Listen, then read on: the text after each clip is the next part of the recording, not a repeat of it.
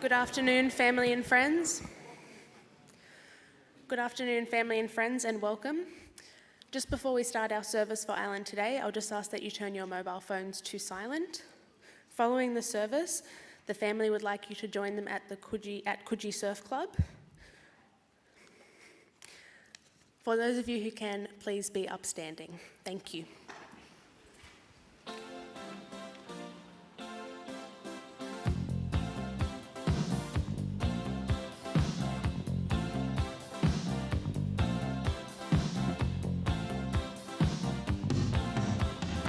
A man walks down the street, he says, why am I soft in the middle now? Why am I soft in the middle? The rest of my life is so hard. I need a photo opportunity.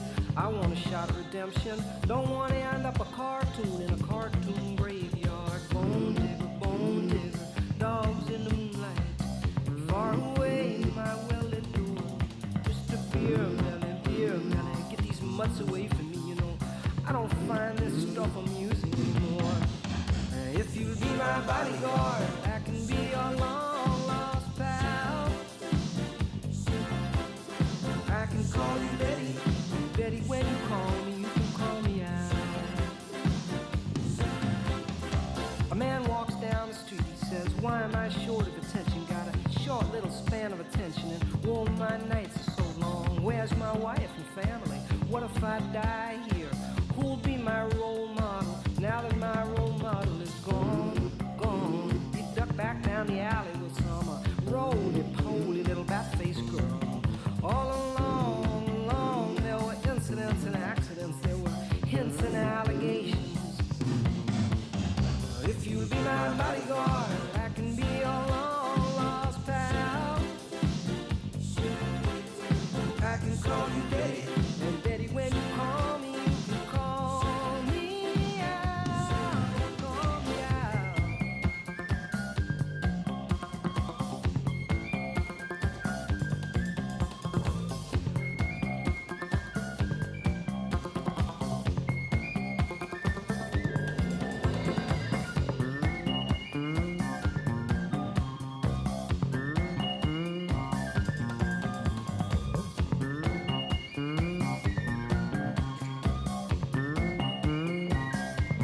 You may be seated.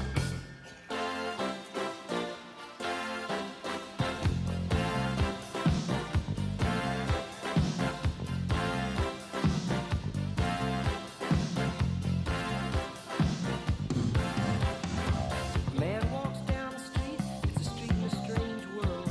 Maybe it's the third world, maybe it's his first time around. Doesn't speak language, he holds no currency. He is a foreign man, he is surrounded by the sound. Cattle in the marketplace, scatterlings and orphanages. He looks around, he sees angels in the architecture, spinning in infinity. He says, amen, hallelujah. If you be my bodyguard, I can be your long-lost pal. I can call you Betty, and Betty, when you call me, you call me out, call me. Na na na na na na na na na na na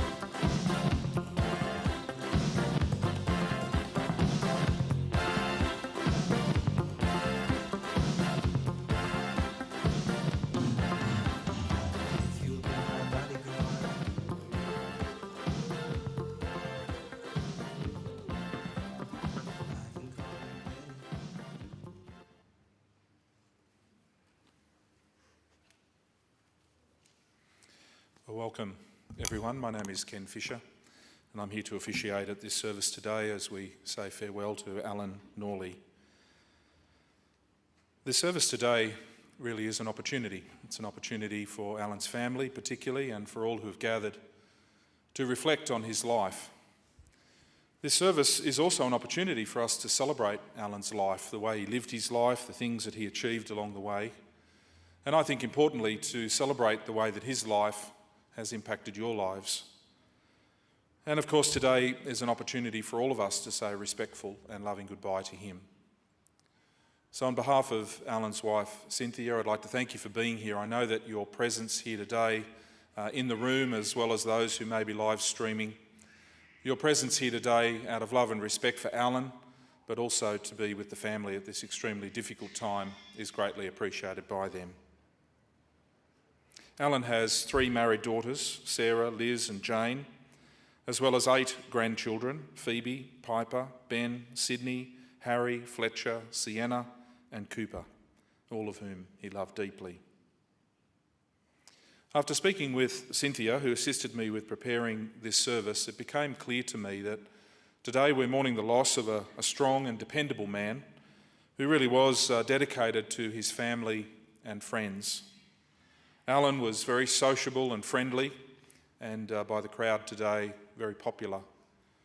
He was a long-time member of various local rugby, surf and golf clubs, where he made many friends over the years, and he thoroughly enjoyed his early morning ocean swims.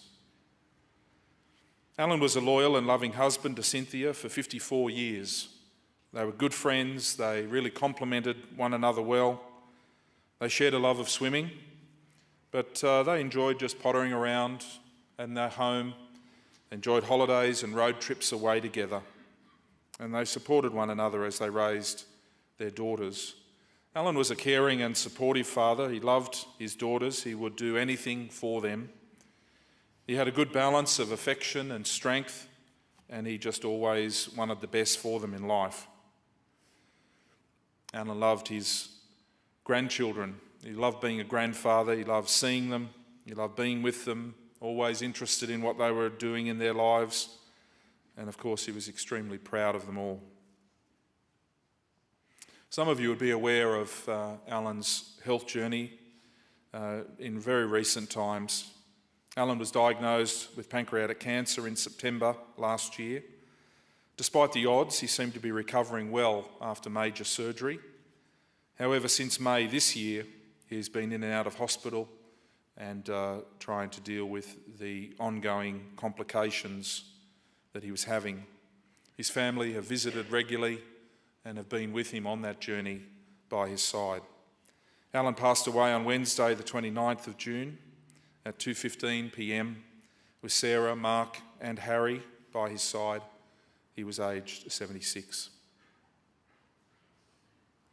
As you can see from your order of service, we're very fortunate today to have a number of family members who are going to participate in the service. Of course, to give us some insight into Allan's life, but also their relationships together. I'd like to firstly invite his son-in-law, Mark, to deliver the eulogy. Thank you, Mark.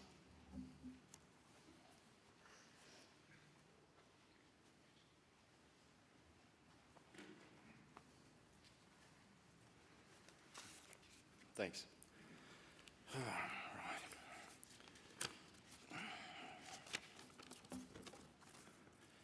I'm going to try and stay on script here. These are Cynthia's words, and she's asked me to say them.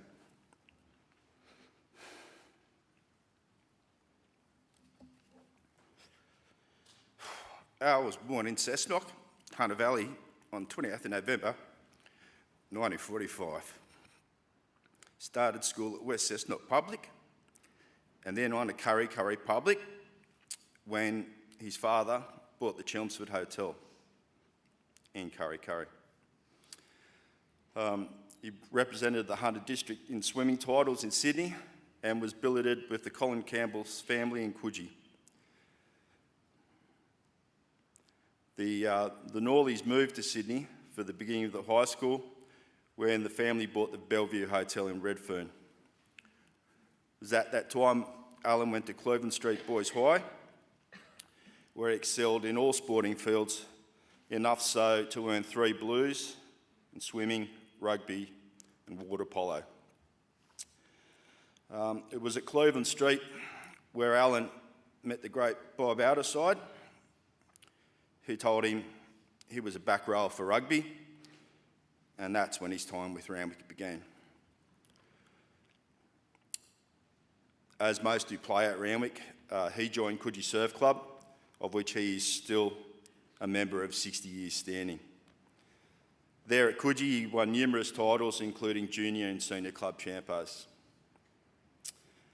Al played under 21s for Randwick and then went on to grade. He represented the Sydney side, played for the Barbarians, captained Randwick for 3 years, and won 2 grand finals as captain. All in all, Allan won 7 grand finals with Randwick. In '73, he led a touring team to the UK, Italy, and Singapore for a month-long tour. In 1966, he met the love of his life, Cynthia. I added that bit. Who was the sister of the current captain, Michael Yogi Young. And they married in February '68. There's 3 daughters, Sarah, Liz, and Jane.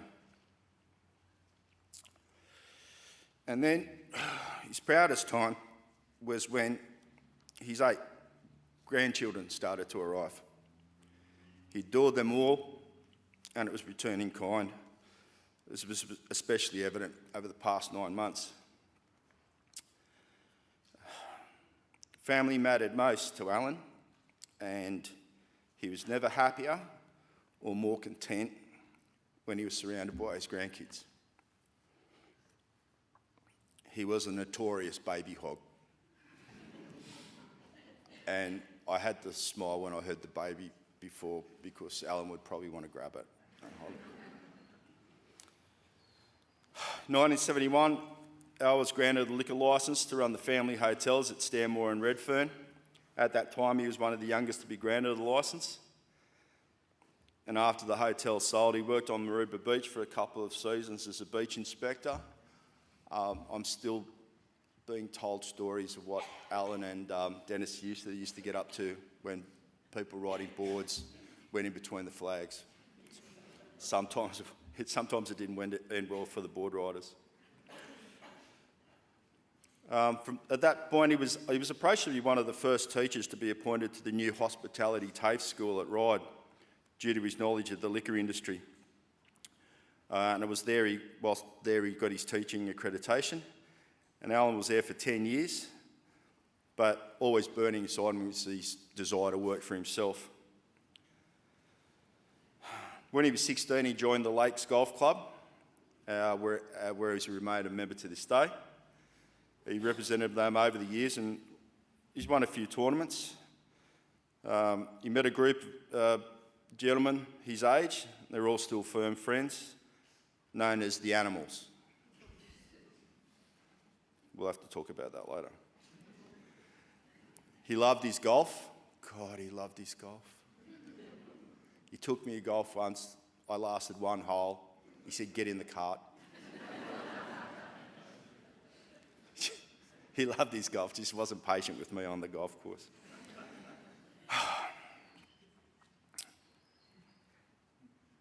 So he loved his golf, and even last month, he was so positive that he was going to get back to it, he bought himself a couple of more clubs. That was Allan's mindset. He was never going to give up. In 1988, he bought Bronny Cellars, where he stayed for 25 years. He loved the liquor industry, learned a lot about wine, and made many, many good friends through the industry. Anytime he went to Bronny Cellars, he was talking with someone. God, he loved the chat. Loved the chat. Al reluctantly retired in 2012 as his body from 2 back operations caught up with him. It was after that, he and Cynthia travelled quite a bit. They've done a few trips and spent intervening time catching up with family and friends. As you'd all know, he could be found most mornings at sunrise at Coogee, doing his 2 to 3 laps of the beach, winter and summer. No wetsuit for Allan, just his speedos and goggles. It was only later when Liz convinced him to please do his swims a bit later in the day, because we were a bit concerned he'd go out in the dark.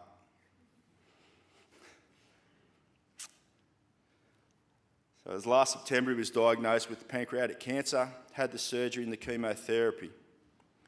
Of course, of COVID at the time, he went through a lot of that on his own. And in April, as complications set in, it just seemed out nothing could work out. He called time on Wednesday the 29th.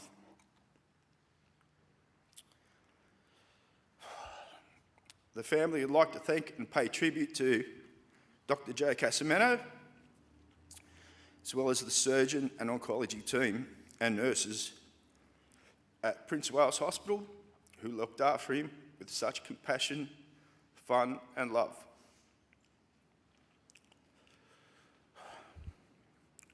Love you, Allan, Dad, Pa, and my mate.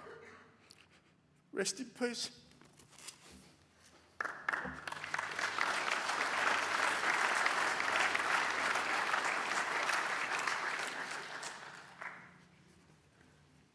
Yes, thank you, Mark.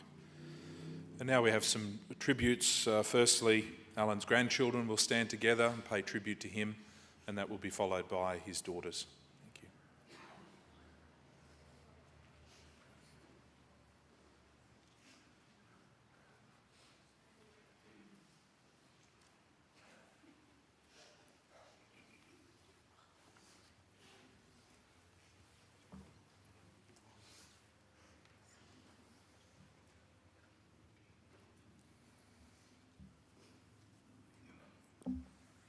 I loved to hang out with my pa because he'd always make time to do things with me, like playing golf or dominoes together.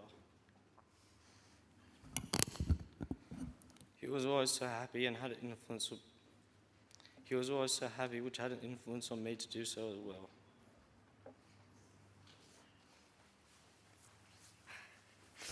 Sorry, I can't see because I have tears in my eyes. I've always looked up to Pa through his experiences and achievements and the pride he had for his wife, kids and grandkids. I look up to you through the love you have for Grandma and for each other, and the love that you give to your daughters and all 8 grandkids in supporting us in whatever we want to do and anything we want it to be.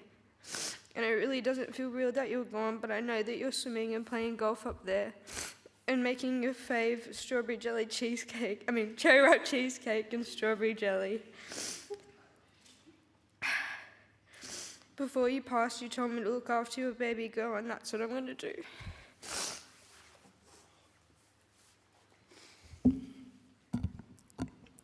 I love my grandfather. He was a kind and hard man. My favourite memories are seeing him rock up to my rugby games for Redwick. So today I chose to wear his tie. And not because my cousins are too soft for rugby, so they cycle and they skate, but to represent the colours in the club that ran through his veins. He bled the green and white, blood, sweat and tears, and he wore it with pride like I do today. He wore Renwick in many countries and continents as a captain and a brother to those who stood beside him. He loved it more than anything, so I stand here today representing his love for the game, and most importantly, the club.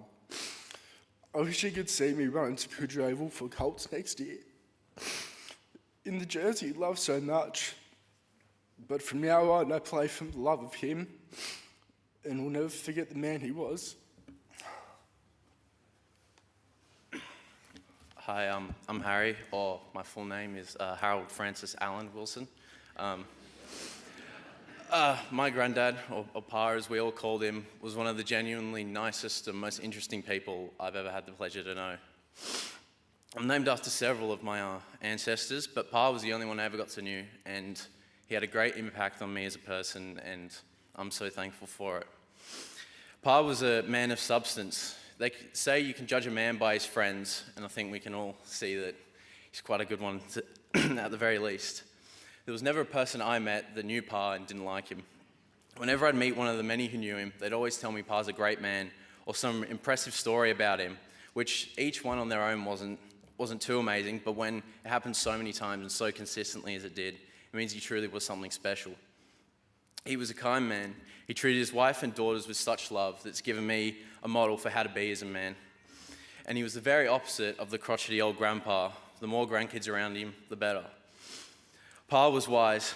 Even though we were quite different in some ways, he'd always find ways in which we were similar to relate to me and help me with some relevant stories, some insight in a time of need.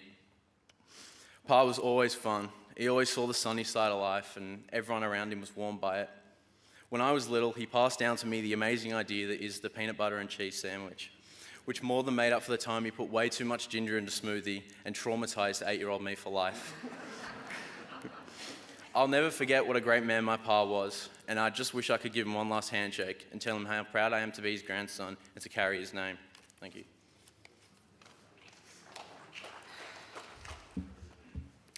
I could stand here for the better part of the day and reminisce about all the stories Pa was either part of or he told, and for those of you who knew Pa, you'd understand how long those stories could be. He was a selfless, caring man who lit up any room he walked into. I'll forever cherish those stories, life advice, and miss our coffee dates. Pa would always make us his signature dish, cherry ripe cheesecake, for our birthdays, but now maybe Grandma will have to step it up. Pa always told me to behave myself, and you could only imagine why. There aren't many words to explain how much we'll miss you, Pa, but you will forever hold a place in our hearts. I love you. Hello everyone, I'm Ben. I was unsure what to say about Pa today and how to convey what he meant to me. If I get too emotional though, he'd be telling me off for being such a big girl. Pa gave me many important life lessons, that a firm handshake and eye contact is key to making a good impression, that kicking in rugby union was done too bloody much these days, that ocean swimming is an exciting experience, and that the changing room in the surf club could be an eye-opening, well, eye-closing experience for such a young boy. Puzzled at the lack of individual changing cubicles. When I had my last conversation with Pa about 2 weeks before he died, he was asking me about my life, chuckling about my many bike crashes and scars, and listening to me complaining about my annoying uni tests. Such a pain considering, I know. Despite what was going on with him though, he still took an interest in me and gave me some advice. For as long as I can remember, I've enjoyed Pa's talks and lessons he shared with me, whether it be around family stories, sporting conquests, or the eating of his delicious desserts. Thank you, Pa, for everything you've given me that helped me become the man I am, and hopefully the man I will come to be. So as he always ended our visits and commanded me, I'll look after your little girl, Pa.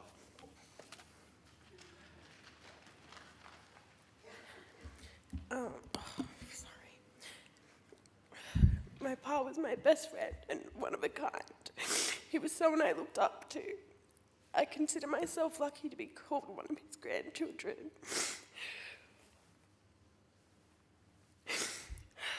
I will forever be grateful for knowing him and how much he loved us all. Pa was my #1 supporter on any given day and always reminded me that I could achieve anything if I really put my mind to it. He was a generous, smart and courageous man and taught me the importance of discipline and hard work and to never judge or criticize anyone.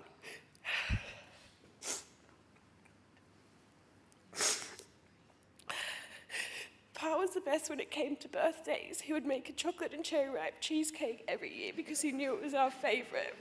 But as Sydney said, Grandma, you might have to step up. We shared a special bond with both of us being the middle child, in which he would always help me get out of trouble with Mum and Dad. He was one of the best male figures in my life. He worked so hard for everything he had in life, and it's something I'll never forget. To my best friend that I could never replace, life is going to be hard without you, and I miss you so much. I love you.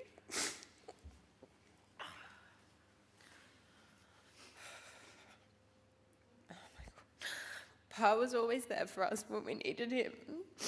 I will miss our long chats over coffee, family holidays and dinners where he would always tell me to stop feeding the dog under the table. I will forever hold him close to my heart and cherish the memories we made growing up.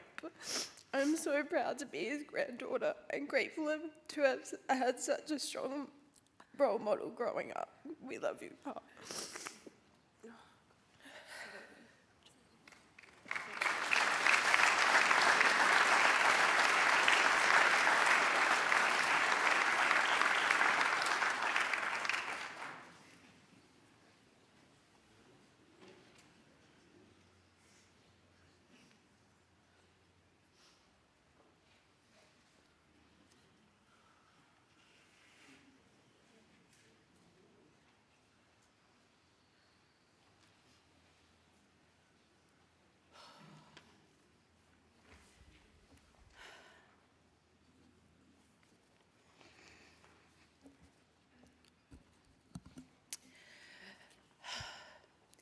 Most of you here know Allan as a friend, a colleague and teammate. But for me, as for Liz and Jane, I know him as Dad. We've been looking through some old family photos over the last few days and found lots of lovely photos, including quite a few embarrassing ones with terrible 80s haircuts. My favourite one is the one with me, Dad and Pa Jack at his house when I was about 12. Dad looked so young, tall and strong, and I'm a bit gangly with very red hair. I'm not sure if he started when I was that young, but his pet name for me was Big Red. Dad was always good to be around, playing with us as kids, working in the shop with him, being surrounded by the grandkids, and even when we were 3 young adults, he'd much prefer us to be around home, where he knew we were safe. And on many a Saturday night when he'd come home from work, there'd be a gaggle of young ladies enjoying a beverage or two on the back veranda at Liguria Street. Everybody liked Dad. He was a gentleman and a gentleman. He was an outstanding sportsman and he was active all his life. He was a successful businessman. He was a great cook. He did a great barbecue Scotch fillet and a yummy chocolate peppermint liqueur cheesecake. He'd even made all our wedding cakes.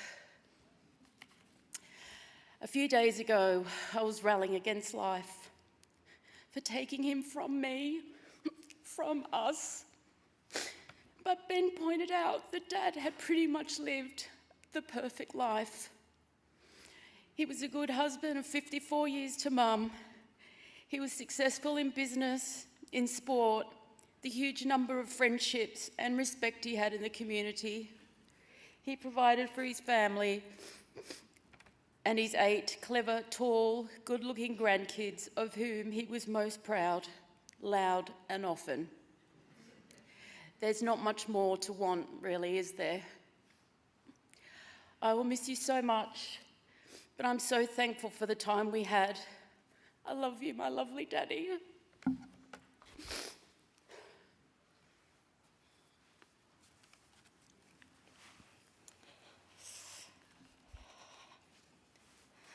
Well, one thing I never expected was to be doing this now. I always thought my dad would be well into his 90s, walking up and down the beach, swimming all through summer and winter. He was always someone I looked up to, and he just seemed invincible. Surely he was going to get through this. Dad was always so positive, and he talked about when he was better, we would go back to having our coffees and lunches, our loud family dinners, celebrating everything together, and great family holidays. I have so many memories of great holidays when we were young, down at Mollymook and Narrawally, with the Phibbses, the McFaddens, the Morgans, Youngs, and many other families. Holidays at the dairy farm with Uncle Reg and Auntie Jo. And later on, of all the kids at the Hyatt Cooler, the Gold Coast and the theme parks, and the many holidays we shared in Byron Bay. We celebrated everything with Mum and Dad. The weekend, birthdays, Mother's Day, Father's Day, Easter and Christmas, and I think in my 50 years I've only had one Christmas away from Mum and Dad. My kid's favourite thing was asking Pa to make his famous chocolate cherry ripe cheesecake for every event we had. So amongst all his sporting talents and all-round good man, he was a great cook and a baker too. His fruitcake would get you drunk off the fumes. Life will not be the same without him. For those that don't know, I was always the naughty one. This, of course, caused lots of arguments when I was young, but we always got over it. I always said to Mum and Dad, I just hate rules, so I was always getting in trouble or causing it. And this is when I went from Lizzie to Elizabeth pretty quickly, with that big, deep voice, or Mum saying, wait till your father gets home. 2 weeks ago in hospital, Dad said to me, Lizzie, you've always been by my side. And that's because I was always the boy that he never had. I just loved going fishing with him, spearfishing, sailing on the catamaran on weekends, and even running on the field in a line-out one day and tugging on his shorts to say, hi, Daddy. I just loved spending time with him. Everywhere my sisters and I went, people would always say, you're Allan Norley's daughter. Everyone knew Dad, and we were always so proud to be his daughters. This only caused a problem a bit later on, when we started going out, underage of course, with an ID from an older friend, memorise everything, even the star sign, only to go through the whole process and the bouncer would say, no, Miss Norley, you're underage. Off you go. My husband was one of those bouncers. But we were too smart, having grown up around the rugby club. We knew there was a side door and there was also a back door, so we usually got in another way. Dad loved rugby, golf, cakes. He loved life. He loved red wine and he loved a pink shirt. Dad and Mum loved each other so much. I've always admired their marriage and the way they raised us. Dad loved my 4 kids and all of his 8 grandchildren, and they absolutely adored him and Mum right back. He was always thinking of us. He loved spoiling us all. And even when he was diagnosed with cancer, he was so worried about us all. He was a great dad and a great friend to me, and he loved Mark like his own. Dad, I hope you're watching over us all. We will look after Mum, and you will always be by my side. I love you, and I miss you forever. Lizzie.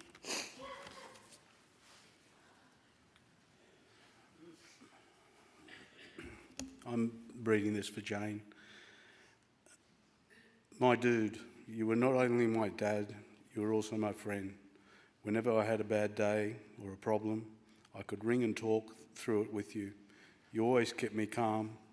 Even 3 weeks ago when I left Sydney, you rang me when I was boarding the plane because you knew I was upset, and you rang to check on me when it was you who was sick in hospital. When we were growing up, everywhere we went, we would get asked, are you Noel's daughter? We thought it was so annoying, but I couldn't be more proud to be your daughter. You always made sure we were safe and loved. I loved it when you just rang me randomly to tell me you found another rosé on special, although my favourite champagne was going to be in short supply because of importing problems. Your love for Mum was always something I admired. The love and pride you had for your grandchildren was something special, and to watch them all look after you in the last couple of weeks was so gorgeous.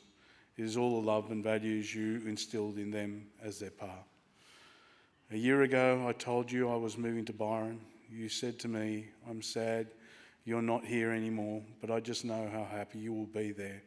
And as soon as lockdown is over, I will be there with you. Well, lockdown finished and then cancer came. You never got in to come and stay with us. I know all you wanted was a swim in the ocean and to go to the Italian for dinner. Dad, you have left a huge hole in my heart. I would give anything for another one of your big hugs.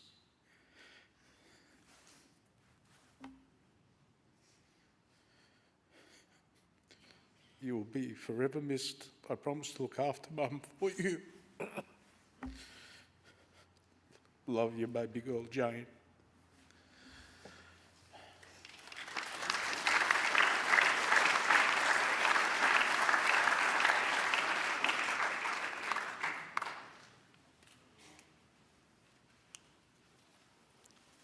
Thank you, everyone. We're now going to take a few moments for some quiet reflection, and of course this is an opportunity for us to think about everything that's been said about Allan in this service already, but as well for you that have known him over many years with all of your shared experiences in whatever area you related to Allan. It's an opportunity for you just to be present with your own thoughts and memories of him, and the family have prepared a montage of photos for us to enjoy. Thank you.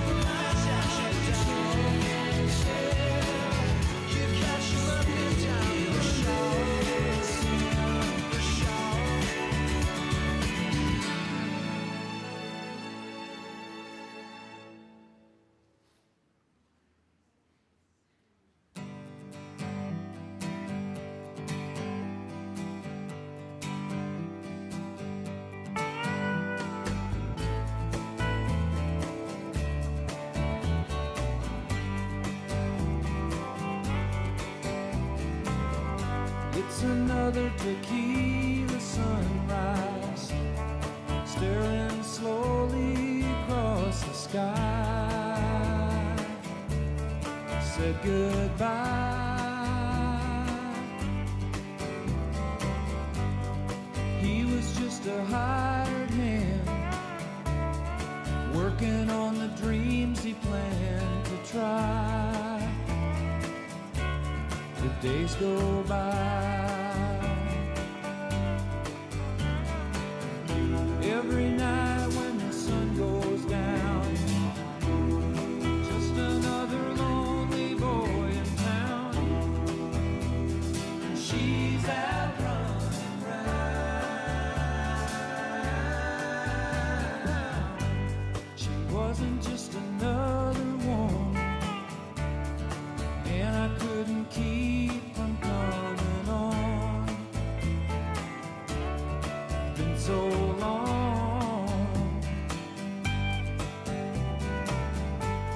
Oh, and it's a hollow feeling when it comes down to dealing in friends. It never ends.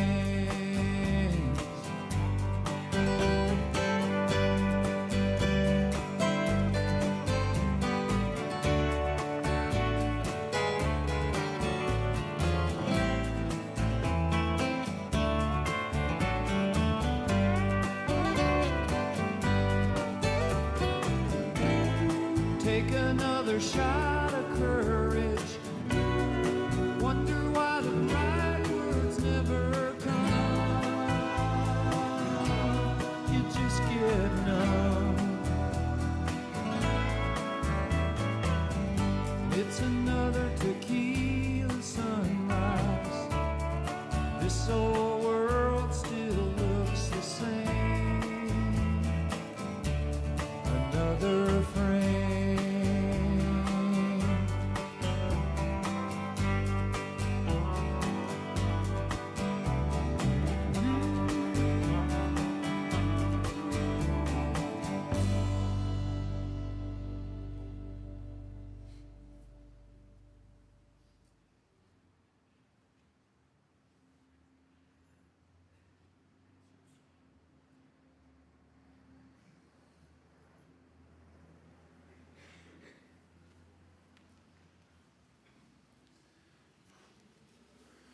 I'd like to now invite one of Alan's longtime friends, Stuart, who will pay tribute to him.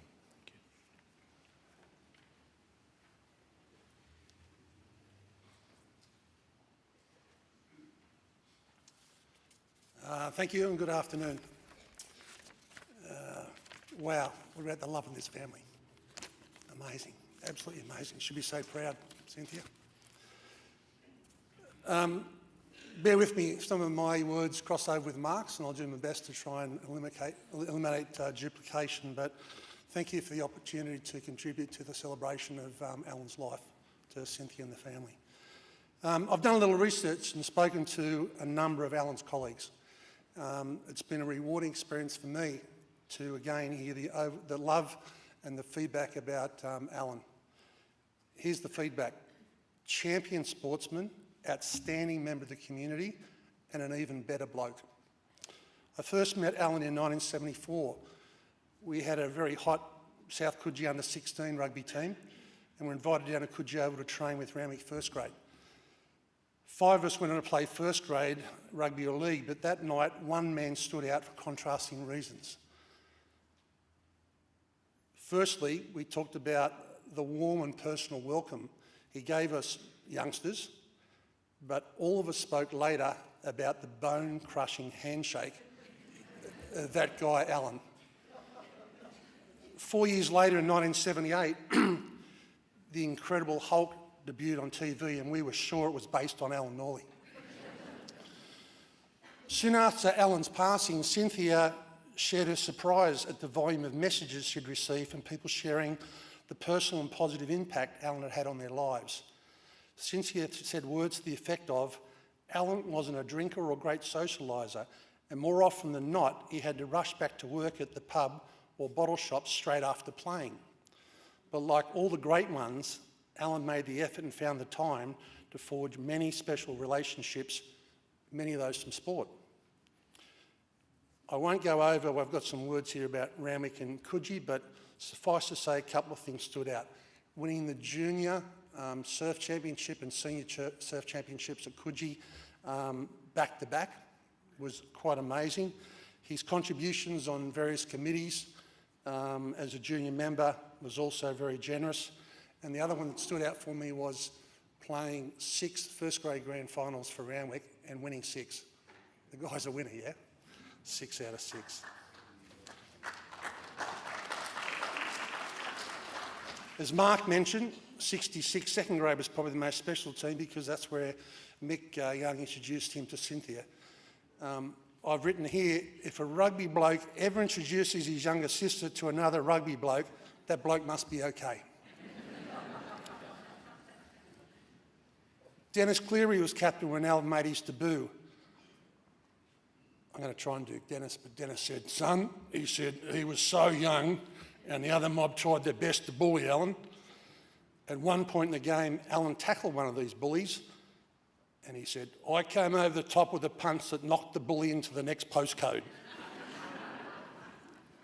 Alan was ashen-faced at the violence, but I reassured him with, it's okay, mate, we've got to look after the young ones. Dennis and Alan have laughed and reminisced over that moment for many years since. Bob Dwyer rates Alan's appointment as first-grade captain over so many great players, including Wallabies, as one of his finest achievements. Bob says he was almost always tremendously fit and a tough and talented player, Bob added. It was another Bob, however, who appointed Alan as captain. Bob out of side for all that know him, and Bob unfortunately is now out at Little Bay in a nursing home suffering from vascular dementia, but a massive fan of Alan's, a massive fan of him. And he's a hard marker, so Alan earned his leadership role to be appointed captain of first grade at Randwick under Bob's tutelage.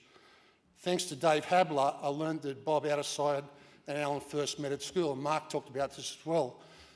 What was maybe unknown to a lot of people, that Bob arrived at Cleveland Street Boys hell-bent on introducing rugby to the school, and to do that he needed to convert a lot of rugby league players, but his finest achievement was converting the red-headed goalkeeper from the soccer team by the name of Allan Norley to come and play in his team. And being the way Bob Outerside is and the way he thinks, he thought, if he's the last line of defence in soccer as a goalkeeper, I'm going to make him my fullback in my rugby team. And he soon obviously transitioned to playing the forwards.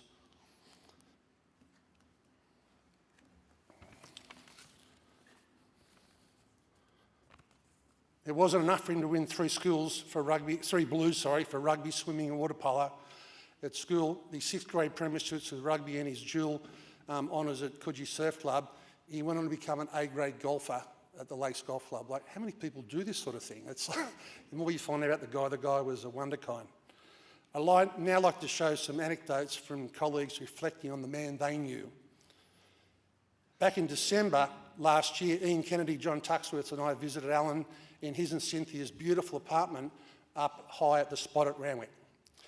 It has views from the airport to the city, but the most special view is over Alan's playground, looking over Coogee Oval, Coogee Surf Club and the beach, where he spent so much time. Over coffee, Alan took the time to take us through his medical condition and planned program of treatment. He was down 22 kilos, but as always, Alan remained positive and upbeat. Speed, Ian Kennedy, however, decided to take it to a new level with his comment to Alan, quote, I told you that you should have drunk more alcohol and you had every chance with the pub and the bottle shop. Tuxie and I took an immediate interest in the carpet pattern, but Alan just smiled and chuckled. He knew Speed. Years ago, a young ex-Randwick player, Stephen Fluke, or Fluky as we know him, approached Alan in his bottle shop to sell him some packaged beer from the brewery he was representing. Unfortunately, it was Powers beer, widely regarded as the worst beer ever brewed. But Alan supported Fluky and bought some beer from him. Alan never sold a drop, but being creative, he invented the vintage beer category and launched it with Powers beer.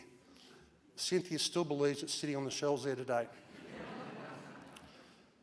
A few people have told me what a serial pest and practical joker Alan could be. We've heard the nice side of him, we're going to hear the other side of Alan now. Alan's modus operandi was consistent. He would sneak up on a victim and find a susceptible body part and inflict sharp and sustained pain. The trapezius muscle at the back of the neck shoulder was a favourite, As the person begged for relief, Allan would release his vice-like grip and break out in laughter. I have found zero evidence of any victim who laughed or even smiled. Many of his mates continued to look over their shoulder whenever they entered the Coogee precinct. Allan Norley, the captain. Dave Habler and Speed confirmed Allan was not a ranter or a raver. He led by example and wasn't hard to find on the field, as he's always up front. If things ever got rough or tough, he was right by your shoulder. Players wanted to play for him.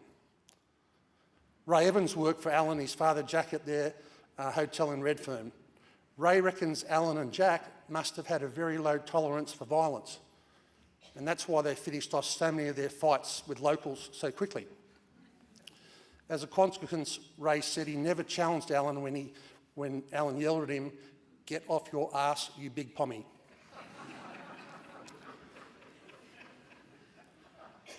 In 1976, 2 years after first meeting Allan at Coogee Oval, we met again. Peter Tungsten and our girlfriends thought it would be a good idea to grab a bite to eat at the pizza shop next to South Juniors around 1 p.m. after having attended a drunken 18th birthday celebration.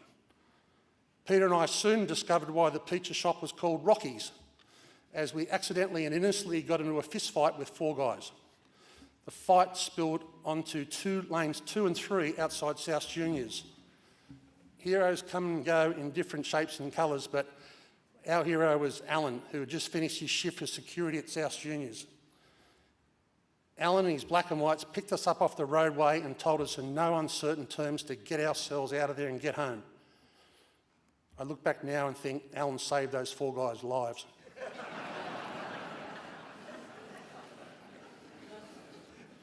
Simon Poivin has fond memories of arriving at Randwick and being greeted with the nickname Ginger Megs. It's a bit rich from one ranger to another, isn't it? Ginger Megs. Simon said he was a terrific mentor to him, always had his back and stood by his shoulder, a great man. Dr. Joe Casameno was Allan's GP, as mentioned earlier, and offered great support to Allan and Cynthia. Dr. Joe said, quote, he was very proud to have been Allan's doctor and that Allan was a very noble man. Kind words.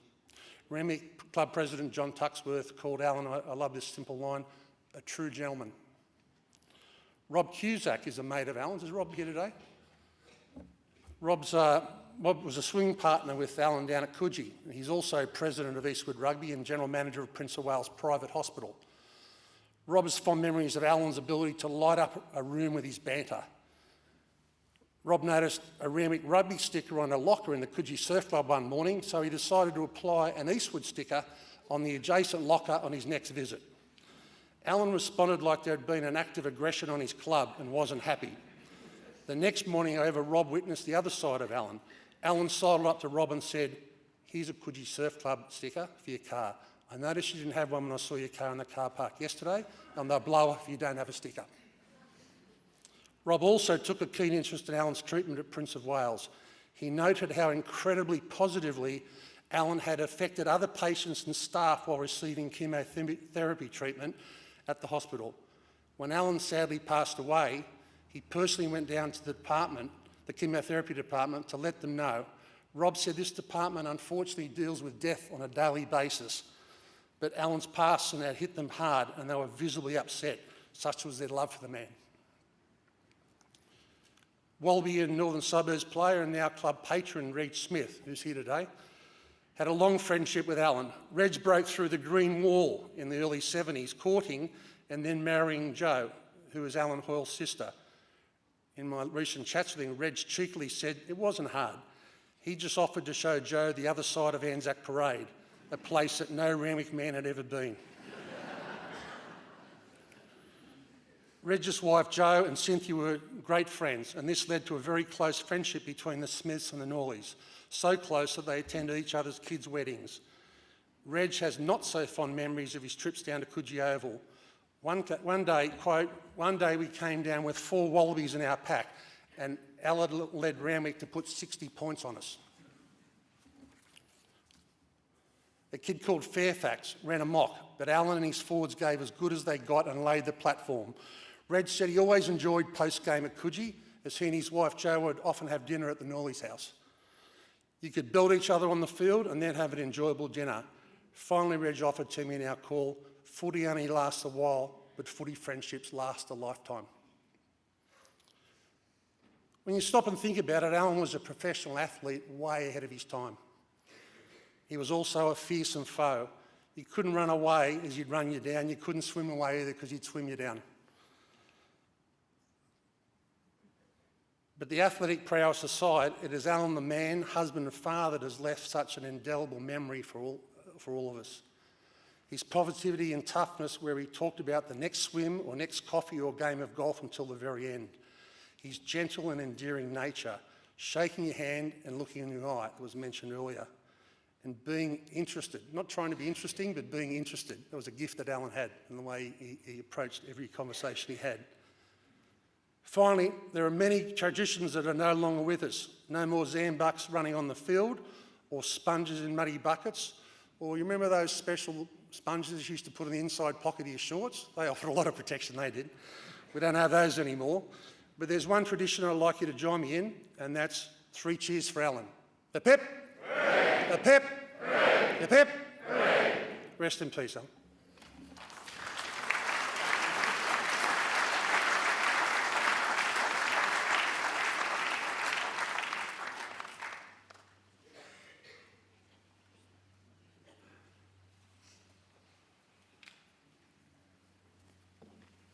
Thank you, Stuart, and everyone else who contributed to those words. As I bring this service to a conclusion, I'd like to firstly just make a couple of announcements. The first one on behalf of the family is that they would love for you to join with them for some light refreshments at the Coogee Surf Club. The details are on the back of your order of service. I know that the family would be really grateful if you could join with them there after the service. As we leave the chapel in a few moments, there will be a floral tribute just by family and close friends at the rear of the hearse. So if we can just gather there and allow that moment for the family. And then we will be forming a guard of honour for the hearse to travel, so down the driveway to the front of the church. If you'd like to be part of that, then please join that guard of honour. Although I didn't know Allan personally, as I was listening to just a little bit of his story the other day, and of course everything that we've heard here today, it didn't take me long to realise that he was a pretty amazing man. One question still in my mind is that I don't know why he didn't start up a cheesecake shop by the sounds of his prowess. Nonetheless, he was successful. Sounds like in whatever he put his hand to, he had great success. And he wasn't just very much loved and respected by his family and friends, but he gave a lot of love and respect to others around him. So today we honour Allan for his life. We're grateful for the man that he was, his loyalty and dedication to Cynthia, his daughters and their children, his extended family and friends. We're grateful for the way that he lived. We're grateful for all the lessons that we can now learn from him and indeed emulate in our lives moving forward. Really, whatever it is that comes to your mind today as you think of Allan, whether those things have been mentioned here in this service or not, each and every one of them, they are his legacy to us and our opportunity to live better lives in the future.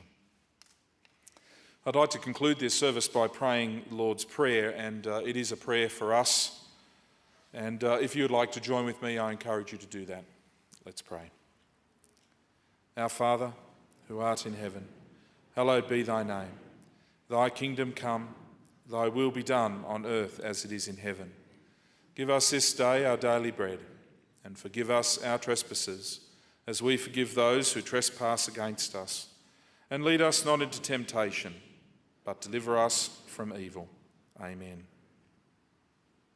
We now commit the body of Allan Norley to the place prepared for it, that ashes may return to ashes and dust to dust, and that his imperishable spirit may be forever at peace.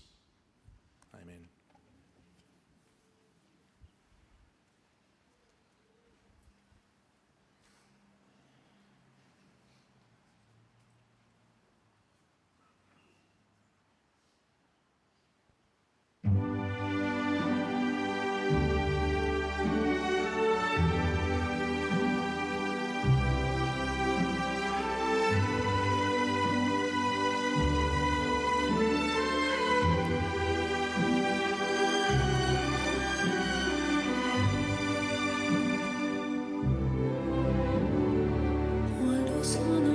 lontano sogno l'orizzonte, mancano le parole. Sì, lo so che non c'è luce in una stanza quando manca il sole. Se non ci sei tu con me, su le finestre mostra tutto il mio cuore che è acceso. Chiudi dentro me la luce che ho incontrato per strada. Time to say goodbye. I esiti che non ho mai vissuto con te. Adesso sì li vivrò con te. Partirò sulla vita mare che io lo so, non esistono più. It's time to say goodbye. Quando sei lontana sogno all'orizzonte e manca le parole. E io sì lo so che sei con me.